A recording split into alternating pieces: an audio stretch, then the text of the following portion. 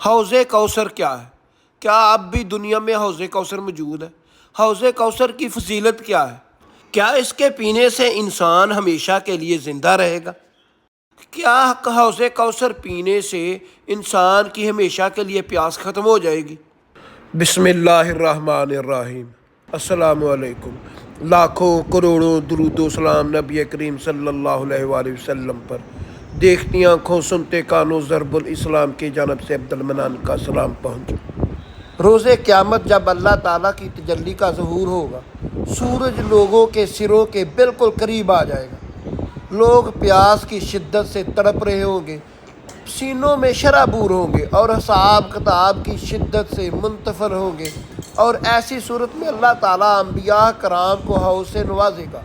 ہر نبی کا اپنا جدا جدا حوض ہوگا، جس سے نبی خود بھی سراب ہوں گے اور اپنے امتیوں کو بھی سراب کریں گے۔ حوض کی حقیقت کیا ہے؟ حوض اور حوض کوثر میں کیا فرق ہے؟ حوض کوثر کی کیا صفات ہے؟ لوگ اس سے سراب ہوں گے اور کون اس سے محروم ہوگا؟ حوض کا مطلب ہے کہ وہ جگہ جہاں پر پانی ٹھہرا ہوا ہو، پانی کے اکٹھا ہونے کی جگہ۔ عمومی طور پر حوض سے مراد وہ حوض جو آپ صلی اللہ علیہ وآلہ وسلم کو روز محشر عطا کیا جائے گا، جس میں پانی نہر کوثر سے بہتا ہوا آگے آئے گا۔ حوض کا مطلب ہے پانی کے ٹھہرنے کی جگہ۔ عمومی طور پر حوض سے مراد وہ حوض ہے جو آپ صلی اللہ علیہ وآلہ وسلم کو روز محشر عطا کیا جائے گا، جس میں پانی نہر کوثر سے بہتا ہوا آئے گا، اور وہ نہر کوثر جنت کے اندر ہوگی۔ حوض اور کوثر میں کیا فرق ہے؟ دراصل روز محشر سارے انبیاء علیہ السلام کو الگ الگ حوض عطا کیا جائے گا، جس سے وہ خود بھی پانی پئیں گے اور اپنی امت کو بھی پانی پلائیں گے، اور جس کا عام نام حوض ہے، اور کوثر دراصل وہ حوض کا نام ہے جو آپ صلی اللہ علیہ وآلہ وسلم کو عطا کیا جائے گا۔ حوض کوثر کا محل وقوع محشر میدان میں ہوگا، اور اس حوض میں پانی کوثر سے پرنالوں کی شکل میں مسلسل جاری ہوگا، اور کوثر جنت کے ایک نہر کا نام ہے۔ آپ صلی اللہ علیہ وآلہ وسلم نے فرمایا، دو پرنالے جس میں ایک سونے کا اور دوسرا چاندی کا ہے، اس حوض میں تیزی سے مسلسل جاری ہوگا، اور جس کا رابطہ جنت سے ہوگا، اور وہ جنت کے اندر موجود ہوگا۔ حوض کوثر پر تعداد زیادہ ہوگی۔ روز محشر تمام انبیاء کرام کو حوض سے نوازا جائے گا، لیکن آپ صلی اللہ علیہ وآلہ وسلم کو جو حوض بخشا جائے گا، اس کا نام حوض کوثر ہوگا۔ آپ صلی اللہ علیہ وآلہ وسلم نے ارشاد فرمایا، ہر نبی کا ایک حوض ہوگا، اور سارے انبیاء اپنی امت کی تعداد کے بارے میں فکر کریں گے، اور مجھے امید ہے کہ امتی کی تعداد کے متعلق سے میں سب سے زیادہ ہوں گا۔ اس حدیث میں اس بات کی طرف اشارہ ملتا ہے کہ امت محمدیہ کی تعداد دیگر امتوں کے مقابلے میں زیادہ ہوگی۔ اسی طرح ایک دوسری حدیث میں آپ صلی اللہ علیہ وآلہ وسلم نے فرمایا، اس ذات کی قسم جس کے قبضے میں میری جان ہے، کہ حوض کوثر پہ پرنالوں کی تعداد ستاروں کی تعداد سے زیادہ ہوگی۔ دوسری حدیث میں اللہ کے نبی صلی اللہ علیہ وآلہ وسلم نے ارشاد فرمایا، اس ذات کی قسم جس کے ہاتھ میں میری جان ہے، حوض کوثر پہ پیالیوں کی تعداد ستاروں کی تعداد سے زیادہ ہوگی۔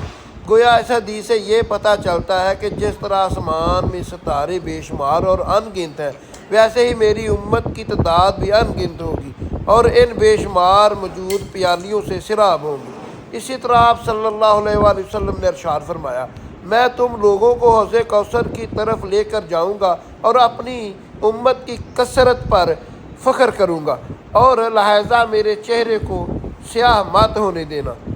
اس حدیث سے بھی پتہ چلتا ہے کہ اپنی امت کو آپ صلی اللہ علیہ وآلہ وسلم حوض کی طرف لے کر جائیں گے، اور امت محمدیہ کی تعداد دیگر امتیوں کے مقابل میں اتنی زیادہ ہوگی کہ آپ صلی اللہ علیہ وآلہ وسلم فخر محسوس کریں گے۔ حوض کوثر کی صفات۔ حوض کوثر کی صفات دیگر انبیاء کے حوضوں کے مقابلے میں اعلیٰ اور بالا تر ہوگی۔ یہ حوض بہت ہی کشادہ اور عظیم ہوگا۔ آپ صلی اللہ علیہ وآلہ وسلم نے ارشاد فرمایا، میری حوض کی کشادگی اہلیہ شام کے ایک شہر صفا یمن کا ایک شہر تک مسافت کے برابر ہوگی۔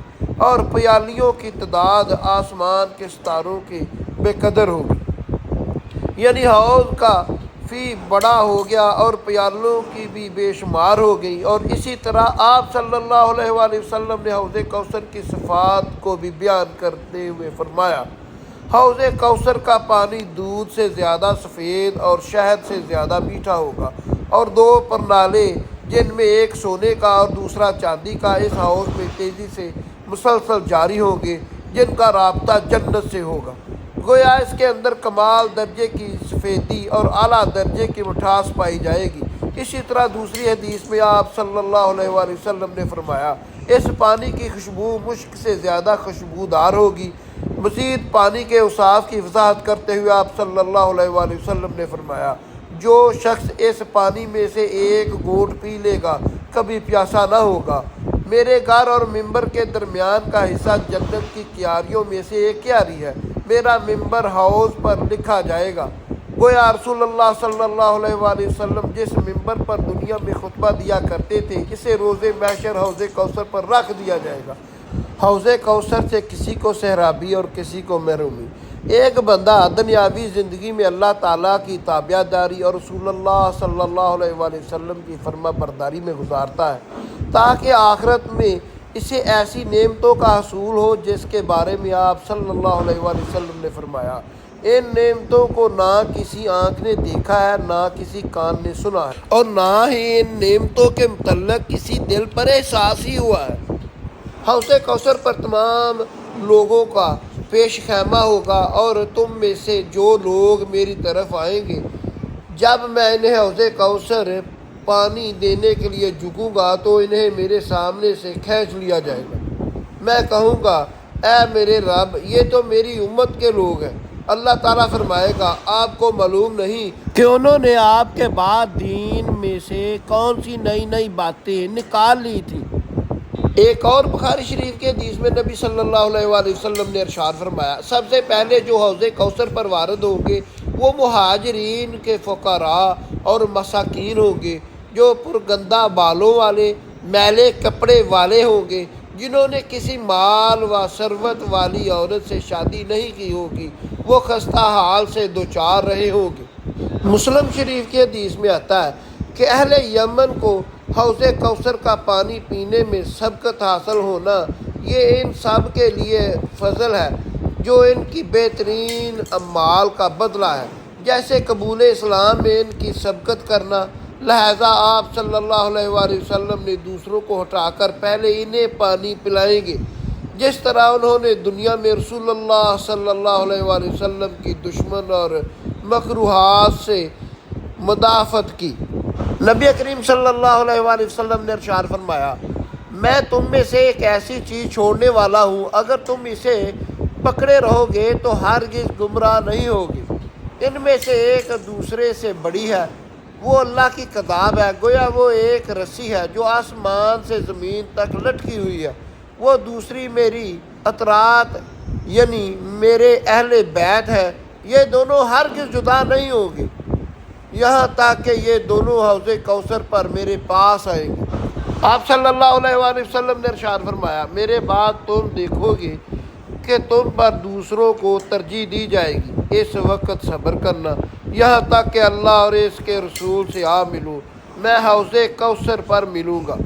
آپ صلی اللہ علیہ وآلہ وسلم نے ارشاد فرمایا، تمہاری ایک نشانی ہوگی جو دوسری امتوں میں نہیں ہوگی، تم میرے پاس ایسی حالت میں آؤ گے کہ اعضائے وضو چمک رہے ہوں گے، گویا وضو کرنے سے اعضاء چمک رہے ہوں گے، اور ایسی چمک آپ صلی اللہ علیہ وآلہ وسلم پہچان کر امت محمدیہ کو حوض کوثر سے سیراب کریں گے۔ حوض کوثر ان غیبی امور میں سے ایک ہے جن کا ثبوت احادیث میں 30 صحابہ کرام سے زیادہ سے متواتر کے ساتھ ثابت ہے، اور ان کا تعلق ان امور میں سے ہے جن پر ایمان واجب ہے۔ لفظ حوض تمام انبیاء کے ساتھ عام ہے، اور کوثر صرف محمد صلی اللہ علیہ وآلہ وسلم کے ساتھ خاص ہے۔ ایسی اچھی انفارمیشن ویڈیو دیکھنے کے لیے میرا چینل سبسکرائب کر لیں، بیل آئیکن کا نشان آن کر لیں تاکہ میری لیٹسٹ ویڈیو آپ کو وقت پر